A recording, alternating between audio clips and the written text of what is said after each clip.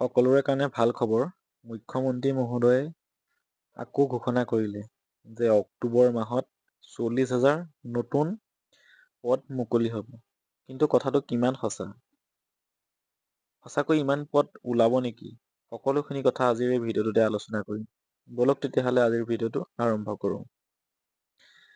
মুখ্যমন্ত্ৰী মহোদয়ে যিহেতু সংবাদ মাধ্যমৰ আগত জনালে যে অক্টোবৰ মাহত পুনৰ 40,000 পদৰ তেওঁ নিযুক্তি দিব। বৰ্তমান কথাটো চাওক আপোনালোকে, তৃতীয় বৰ্গত 7,000, চতুৰ্থ বৰ্গত 5,000, লোকসেৱা আয়োগত 1200, প্ৰাথমিক শিক্ষা সঞ্চালকত আপোনাৰ 10,000, শিক্ষা মাধ্যমত এনেদৰে আপোনালোকে দেখিছেই ইয়াত কিমান কিমান পোষ্ট আছে। মই ফটোখন দেখুৱাইছো।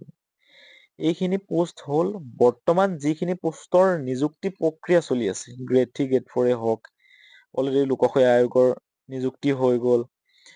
শিক্ষাৰ বিভাগৰ নিযুক্তি প্ৰক্ৰিয়া চলি আছে, স্বাস্থ্য বিভাগৰ চলি আছে, আৰু যি আমাৰ অসম আৰক্ষীৰ আছে তাৰো নিযুক্তি প্ৰক্ৰিয়া চলি আছে। এই পদখিনিহে তেওঁ অক্টোবৰ মাহত নিযুক্তি দিয়াৰ কথা কৈছে। নতুনকৈ বৰ্তমান পোষ্ট নোলাই। যিখিনি পদৰ প্ৰক্ৰিয়া চলি আছে, নিযুক্তি প্ৰক্ৰিয়া, সেইখিনি পোষ্টৰ কথাহে কৈছে। গতিকে সকলোৰে হয়তো বুজাত অকণমান অসুবিধা হৈছে। গতিকে আপোনালোকক মই কথাটো বুজাই কলো যে যিখিনি প্ৰক্ৰিয়া চলি আছে সেইখিনিৰ কথাহে তেওঁ সংবাদ মাধ্যমত জনাইছে।